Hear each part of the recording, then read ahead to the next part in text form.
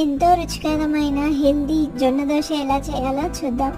ముందుగా మినపప్పు 1 కప్పు తీసుకోండి.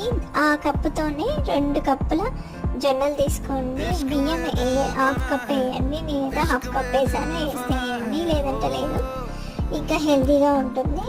ఇంకా అందులో కొంచెం మెంతులు వేస్తే కలర్ కూడా వస్తుంది. ఇది గ్రైండ్ చేసిన తర్వాత నెక్స్ట్ ఎంత బాగా పులిసిందో చూడండి. బాగా పొంగి దోశలు చాలా మెత్తగా వచ్చాయి. ఇందులో కొంచెం ఉప్పు ఇంకా జీలకర్ర వేస్తే టేస్ట్ కూడా చాలా బాగుంటుంది. వేసిన తర్వాత దోశ వేసేయండి, ఇంకా ఎన్ని వేసేయండి. దోశ చూడండి ఎంత కలర్ఫుల్గా ఇంకా పల్చగా హోటల్ దోశలాగా చాలా బాగా వచ్చింది కదా. టేస్ట్ అయితే చాలా చాలా బాగుందండి, కొంచెం కూడా చేదు లేదు, చాలా టేస్టీగా ఉంది. మీరు కూడా ట్రై చేసి చూడండి, అందుకే మీకోసం తీసి పెట్టాను. చాలా బాగా వచ్చింది.